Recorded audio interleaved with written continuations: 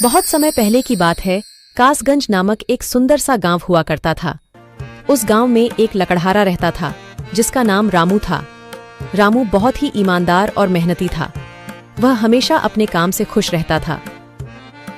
उसके पास ज्यादा पैसे नहीं थे, लेकिन वह अपनी जिंदगी से संतुष्ट था। रामू के परिवार में उसकी पत्नी और उसके 2 बच्चे थे। रामू सेठ लालचंद के यहाँ लकड़ी काटने का काम करता था और लकड़ी काटने के बदले में सेठ लालचंद रामू को पैसे देता था, जिससे रामू और उसके परिवार का जीवन व्यापन होता था। सुमन, मैं काम पर जा रहा हूँ। आज बहुत देर हो गया है, तो तुम बच्चों को स्कूल छोड़ाना। जी, स्कूल तो मैं छोड़ आऊंगी, लेकिन मोनू और चिंकी पिछले 2 दिन से कह रहे हैं कि उनके स्कूल की टीचर स्कूल की फीस मंगा रही है। हाँ, तो जाकर दे आओ ना स्कूल की फीस। अजी कहाँ से दूं? आप जो पगार लाते हैं उसमें मुश्किल से तो घर चल पाता है। अब उतनी सी तनख्वाह में मैं बच्चों की फीस का इंतजाम कैसे करूं? अजी मैं एक बात आपको साफ साफ कह देती हूँ, आप सेठ लालचंद जी से पगार बढ़ाने की बात कहिए। दिन पर दिन खर्च बढ़ता जा रहा है। बाजार में अगर सब्जी लेने निकलो तो सब्जियों के दाम आसमान छू रहे हैं, और बच्चों की पढ़ाई का खर्चा, घर का खर्चा अब इतनी कम तनख्वाह में कैसे गुजारा होगा? ठीक है, मैं आज ही सेठ जी से थोड़ा पगार बढ़ाने की बात करता हूँ। इतना कहकर रामू काम पर चला जाता है।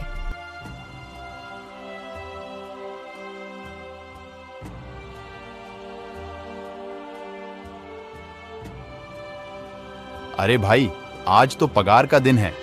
देखो, अब यह सेठ लालचंद कोई ना कोई लोचा जरूर करेगा। हमेशा कोई ना कोई बहाना बनाकर पगार कम कर देता है। और अगली बार तो मेरी आधी पगार काट ली थी, यह कहकर कि जो मैंने लालचंद जी से 200 रुपए उधार लिए थे, उसका ब्याज बढ़कर 1000 रुपए हो गया है। इसलिए मैं तुम्हारी पगार में से 1000 रुपए काट रहा हूँ। हाँ हरिया भाई, तुम एकदम ठीक कह रहे हो। ये सेठ लालचंद ना एक नंबर का चालाक और लालची इंसान है। एक तो दुगुना काम ले लेता है और बदले में पैसे भी पूरे नहीं देता। हाँ भाई, मेरे भी अगली बार सेठ लालचंद ने पगार काट लिए थे। मैंने बस 2 छुट्टी ली थी जब मेरी बिटिया बहुत बीमार थी, और इस लालचंद ने इस बात का फायदा उठाकर मेरी पूरी आधी पगार काट ली। हे भगवान, बस सेठ जी, इस बार मेरी पूरी पगार दे दें। बच्चों के स्कूल की फीस भी भरनी है। ऐसे सभी लकड़हारे अपने काम पर लग जाते हैं। काम करने के बाद वह सभी सेठ लालचंद के पास जाते हैं। सेठ जी, महीना पूरा हो गया है, हमें हमारी तनख्वाह दे दीजिए। देखो भाइयों, अभी मेरे पास तुम्हें देने के लिए पैसे नहीं है। अभी माल नहीं बिका है, सारा माल गोदाम में ही पड़ा हुआ है। कल या परसों तक तुम्हें तुम्हारी तनख्वाह मिल जाएगी। पर सेठ जी, अभी हमारे पास बिल्कुल पैसे नहीं बचे हैं। घर का भी सामान लाना है, बच्चों की फीस भरनी है। अरे मैंने कहा तो सही, 1-2 दिन और रुक जाओ, कल या परसों तक पैसे मिल जाएंगे। अभी मेरे पास पैसे नहीं है। सभी लकड़हारे निराश मन से अपने अपने घर आ जाते हैं। अजी क्या हुआ? इस बार कितना पगार मिला है? सुमन, अभी कोई पगार नहीं मिला। सेठ जी ने कहा है कि 1-2 दिन में पगार मिल जाएगा। पगार नहीं मिला? आपको तो पता है ना, बच्चों की फीस भरनी है। इनकी स्कूल टीचर ने आज साफ साफ चेतावनी दे दी है कि अगर कल फीस नहीं लाई तो बच्चों को घर पर ही बिठा लेना। अब बताओ मैं क्या करूं? मैं क्या करूं सुमन, ये सेठ जी समय पर कभी पैसे देते ही नहीं है। अब तो बस हम इंतजार के सिवा और कुछ नहीं कर सकते। 1-2 दिन की बात है, देख लेते हैं। ऐसे ही 2 दिन गुजर जाते हैं। 2 दिन बाद सेठ लालचंद सबको पगार देता है। अरे हरिया, ये ले अपनी इस महीने की पगार। सेठ जी, यह तो बस 2000 है। मैंने तो इस महीने 3000 तक का काम किया है। हाँ, काम तो किया है, लेकिन तूने 1-1 घंटे आराम भी तो किया है। ये पैसे उसी आराम के कांटे हैं। पर सेठ जी, आपने तो कहा था 8 घंटे काम के महीने में 3000 मिलेंगे, और मैंने तो 8 घंटे काम किया और 1 घंटे आराम। देख हरिया, मुझे ज्यादा हिसाब किताब ना समझा। ये 2000 रख, अगर चाहिए तो, और अगर नहीं चाहिए तो कहीं और काम ढूंढ ले। बेचारे हरिया के पास उन पैसे को लेने की सिवाय और कोई रास्ता नहीं था। हरिया चुपचाप वह पैसे रख लेता है। रामू, ये लो तुम्हारे 2500 रुपए। पर सेठ जी, 2,500 क्यों? मेरे तो पूरे 3,000 बनते हैं ना। मैंने तो कोई छुट्टी भी नहीं की और ना ही कोई आराम। मैंने तो अपना सारा काम समय पर किया है। हाँ, समय पर तो किया है, पर इस समय बाजार में लकड़ियों का दाम काफी सस्ता हो गया है। इस वजह से अभी तुम्हें भी पगार कम ही मिलेगी जब तक लकड़ियों का दाम नहीं बढ़ता। पर सेठ जी, बात तो 3,000 की हुई थी ना। अब 2,500 में मैं कैसे घर चलाऊंगा? बच्चों की स्कूल की फीस भी भरनी है सेठ जी। इस बार आप पूरे पैसे दे दीजिए। 2,500 ही मिलेंगे तुझे। यहाँ काम करना है तो कर, वरना कहीं और काम ढूंढ ले। बेचारे हरिया के पास उन पैसे को लेने की सिवाय और कोई रास्ता नहीं था। अरे भाई, यह सेठ लालचंद एक नंबर का बेईमान इंसान है। सारे पैसे अपने जेब में भर लेता है और बहाने बनाता है कि लकड़ियों के दाम सस्ते हो गए हैं। देख लेना, हम गरीबों की किसी न किसी दिन इसे जरूर हाय लगेगी। नहीं हरिया, ऐसे नहीं कहते। वह हमारे अन्नदाता है। आखिर उन्हीं के वजह से तो हमारा घर चल रहा है। अरे काहे का अन्नदाता? काम के पूरे पैसे तो देता नहीं है। पूरे महीने मेहनत करके भी क्या मिलते हैं? बस ये 2,000 रुपए। इसमें घर खर्च कैसे चलाएं? ऐसे तो हम कभी तरक्की नहीं कर पाएंगे। और हम कर भी क्या सकते हैं हरिया? हमें लकड़ी काटने की सिवा और कोई काम कहाँ आता है? और कोई काम खोलना भी चाहे तो उसके लिए हमारे पास इतने पैसे कहाँ हैं? अब जो भी हो, हमारा तो बस ये सेठ लालचंद ही सहारा है ना। कुछ देर बातें करने के बाद सारे अपने घर की ओर निकल पड़ते हैं। जी आ गए आप। कितनी पगार मिला है? सुमन, इस बार सेठ जी ने बस 2,500 रुपए ही दिए हैं। बस 2,000? इतने में कैसे घर चलाएंगे? बच्चों की फीस में ही 1,000 रुपए निकल जाएंगे। फिर 1,500 में क्या क्या करेंगे? अब मैं क्या कहूँ सुमन, अब तुम्हें इसी में ही गुजारा करना होगा। तुम सबसे पहले बच्चों की फीस भर देना, इसके बाद बाकी का मैं देखता हूँ। अजी आप क्या देख लोगे? सेठ जी से पूरे पैसे तो मांगे नहीं गए आपसे? नहीं सुमन, मैंने सेठ जी से पैसों के लिए कहा था, पर सेठ जी ने साफ इनकार कर दिया और कहा, यह लेना है तो लो, वरना कहीं और काम ढूंढ सकते हो। मैं सोच रहा हूं कि लकड़ी काटने के बाद मैं कहीं और भी काम ढूंढ लूं। सेठ जी के यहां से काम करने के बाद मैं दूसरी जगह पर काम किया करूंगा, इससे कुछ ज्यादा आमदनी हो जाएगी। आज ही मैं सेठ जी के यहां पर काम करने के बाद और भी जगह काम ढूंढने जाऊंगा। इतना कहकर रामू काम पर निकल जाता है और जैसा कि रामू ने कहा था, वह लालचंद के यहाँ काम करने के बाद काम की तलाश में निकल जाता है। रामू पूरे गांव में काम ढूंढता है, दुकानों दुकानों पर जाकर लोगों से काम मांगता है, मगर हर जगह रामू को केवल निराशा ही हाथ लगती है। अंत में थक हारकर रामू वापस जाने लगता है। तभी वह देखता है कि अचानक बहुत सारे भैंसों का झुंड उसकी तरफ दौड़े आ रहा है। यह देखकर रामू बहुत डर जाता है। वह इधर उधर देखता है तो उसे एक गुफा दिखती है और वह गुफा में जाकर छुप जाता है। जब भैंसों का झुंड वहां से निकल जाता है तब रामू की जान में जान आती है। हे भगवान, आज तो बाल बाल बच गया मैं, वरना आज तो मैं इन भैंसों के पैरों तलों तो कुचला ही जाता। पर यह मैं कहां आ गया? रामू यह सब सोच ही रहा था कि तभी उसकी नजर गुफा में रखी एक टोकरी पर जाती है। रामू उस टोकरी के पास जाता है। ये कैसी गुफा है? ये कैसी टोकरी यहाँ पड़ी है? इसे मैं घर ले जाता हूँ, सामान रखने के काम आ जाएगी। रामू जैसे ही उस टोकरी को हाथ लगाता है, गुफा में से एक आवाज आती है, रुक जाओ, इसे छूने की कोशिश मत करो। यह आवाज सुनकर रामू एकदम पीछे हट जाता है।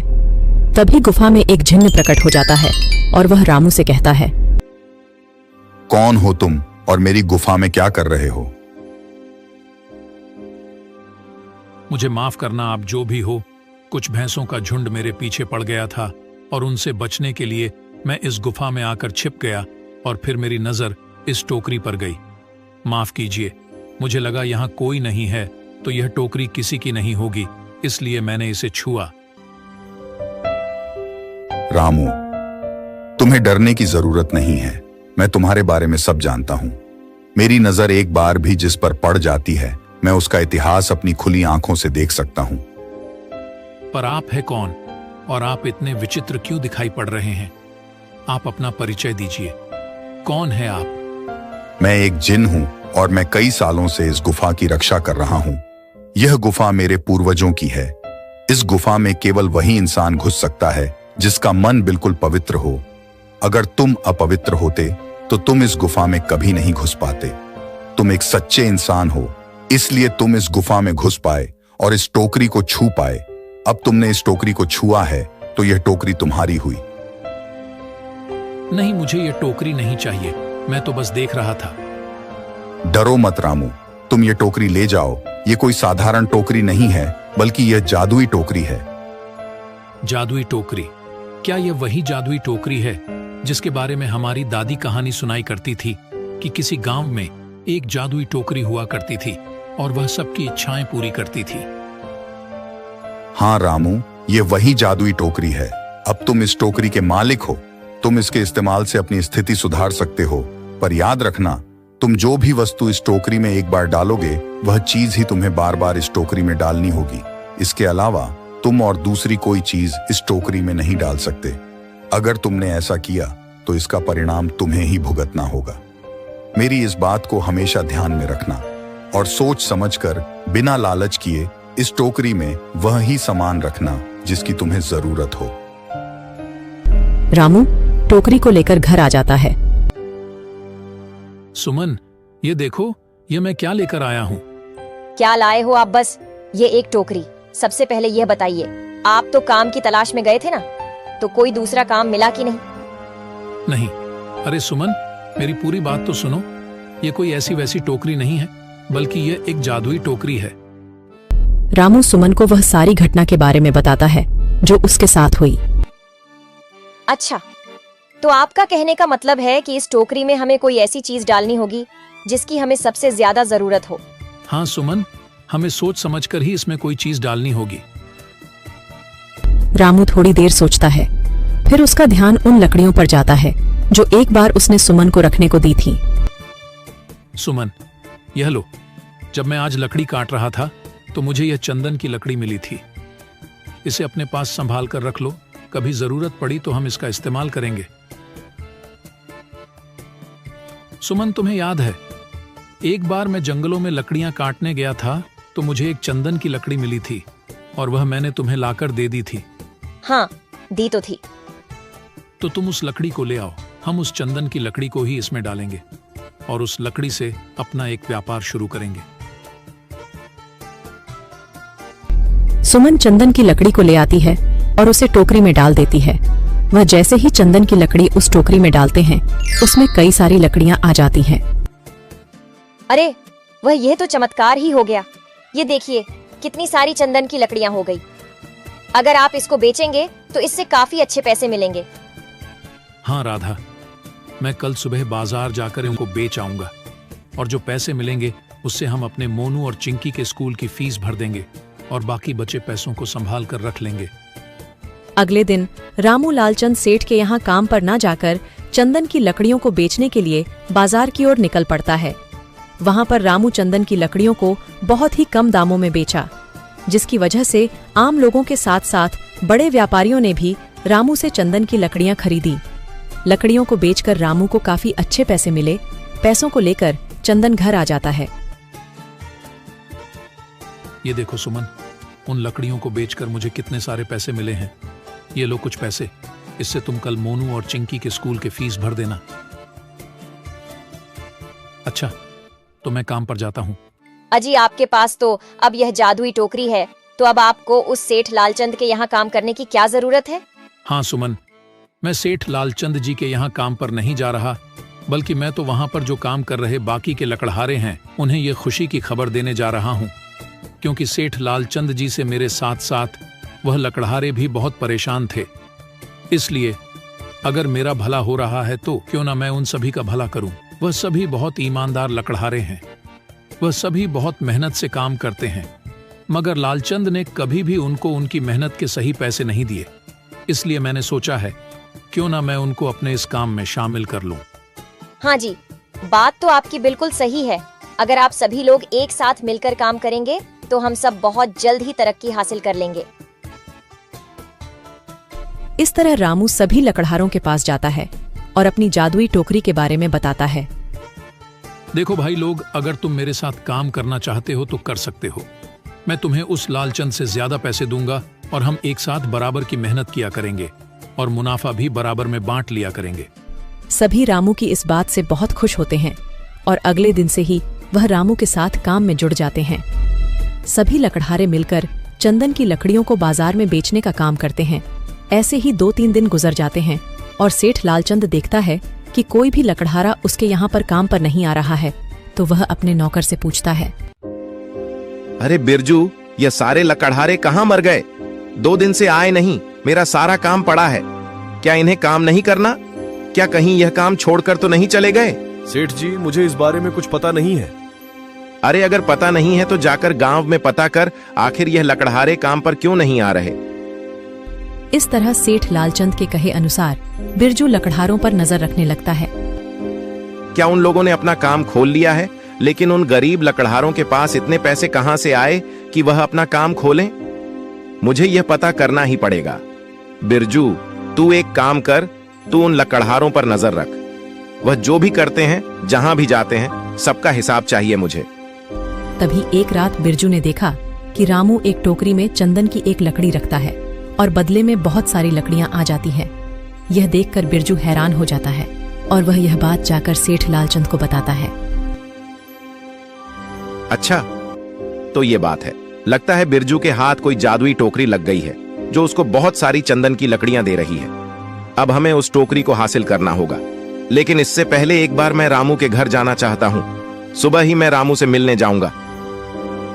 ऐसा सोचकर अगले दिन सुबह सेठ लालचंद रामू के घर जाता है।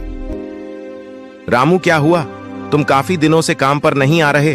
वह सेठ जी, मैंने अपना काम खोल लिया है तो अब मैं वही करता हूँ। अच्छा, पर यह तो बता, तूने अपना काम खोला कैसे और तेरे पास पैसे कहां से आए? वह सेठ जी, हमने कुछ पैसे बचा रखे थे, उसी से हमने अपना नया काम खोला है। यह रामू बहुत चालाक है। ये मुझे ऐसे उस जादुई टोकरी के बारे में नहीं बताएगा। लगता है इसकी जादुई टोकरी चुरानी ही पड़ेगी। इस तरह अगली रात में सेठ लालचंद रामू के घर में चुपके से पहुंच जाता है और उस जादुई टोकरी को चुराकर अपने घर आ जाता है। ओ बिरजू, तूने सही से देखा था ना कि इस टोकरी में जो भी चीज डालो वह बहुत सारी हो जाती है। हाँ सेठ जी, मैं बिल्कुल यही देखा था। अच्छा, तो यहीं रुक, मैं कुछ लाता हूँ।